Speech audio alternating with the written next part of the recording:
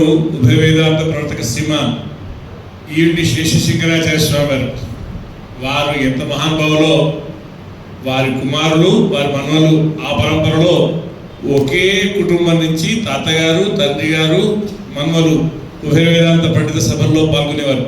ఈ ముగ్గురితోటి రఘునాథాచార్య స్వామి వారికి 3 తరాల పండితులైన వారితో గరిష్టమైన సంబంధం అయిన వారు మన రఘునాథ స్వామి వారు.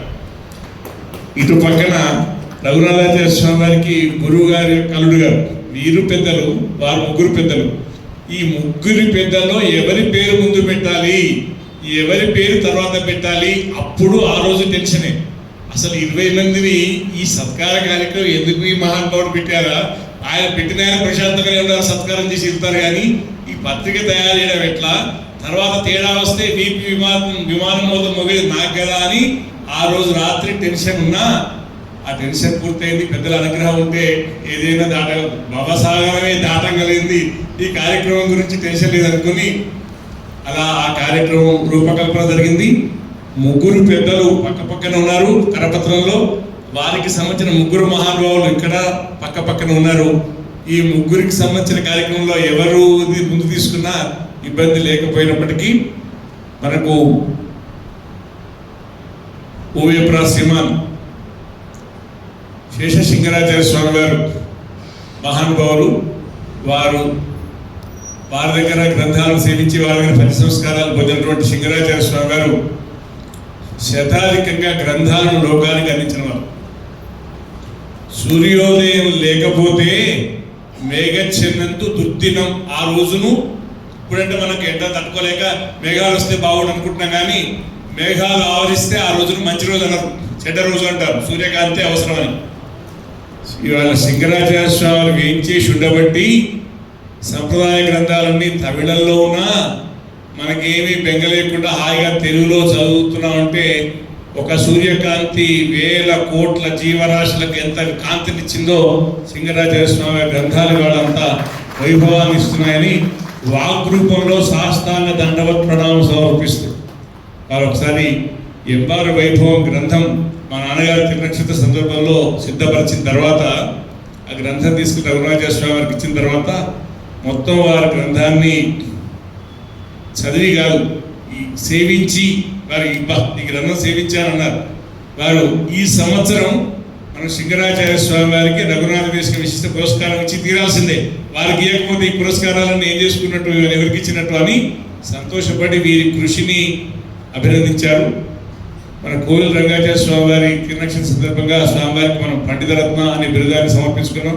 మన వరంగల్తోని శంకరాచార్య స్వామి వారికి ఘనిష్టమైన సంబంధం ఉంది. రఘునాథాచార్య స్వామి వారితో మా కుటుంబంతో ఘనిష్టమైన సంబంధం ఉంది.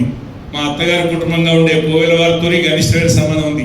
ఈ 3 కార్యక్రమాలకు సంబంధించి ఎప్పుడు ఏది సందేహం వచ్చినా రాత్ర పగల వారి పెద్దవారా మనం చిన్నవాళ్ళం కదా అని చూసుకోకుండా ఎప్పుడు అడిగినా వెంటనే సహృదయంగా కొండంత అండగా నిలబడేవారు.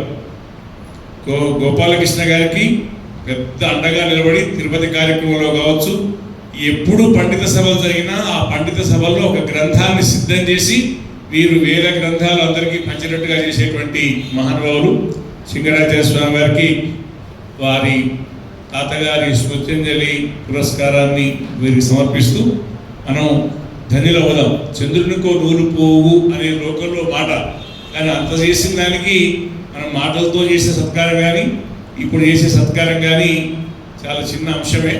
అయినప్పటికీ ఎప్పుడు ఈ తెలుగు మాట్లాడేవారందరూ, తెలుగు మాట్లాడేవారిలో శ్రీ వైష్ణవ సంప్రదాయ అభిమానులు ఎంతమంది ఉంటారో వారందరూ వారి కుటుంబాల వారు, తరతరాల వారు మీకు ఎప్పటికీ శాశ్వతంగా రుణపడి ఉంటుందని మాత్రం నిర్భయంగా చెప్పగలుగుతాం. సాధుడు స్వామి వారి గ్రంథం కావాలన్నా వారికి అందిస్తారు. జానకమ్మ గారు తండ్రి గారి తిరునక్షత్రం జరుపుతూ గ్రంథం కావాలన్నా వారికి అందిస్తారు.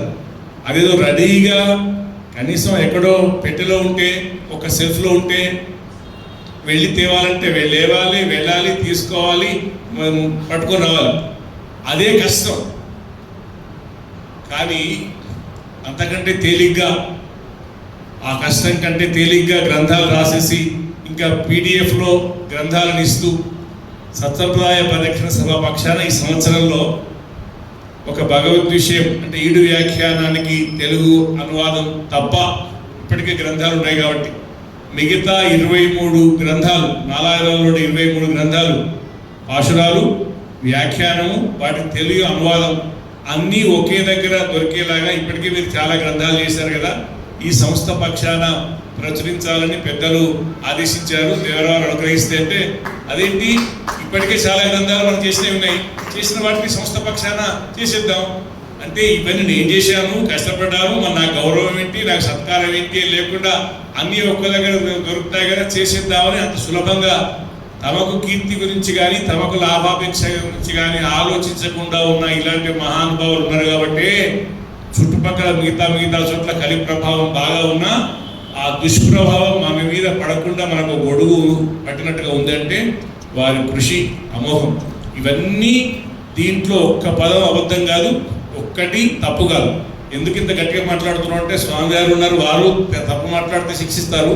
ఇక్కడ ఇంతమంది పెద్దలు ఉన్నారు, ఒప్పు అని చెప్పడానికి భయం అవసరం లేదు కాబట్టి వాస్తవం ఒకసారైనా చెబితే ఓహో ఈ లోకం కొంచెమైనా గుర్తించింది అని ఒక సంతృప్తి వారికి కలిగేలాగా మనం కృతజ్ఞతను చెప్తున్నామే తప్ప ప్రశంస కానీ కాదు. వీటన్నిటికీ అతిథులు.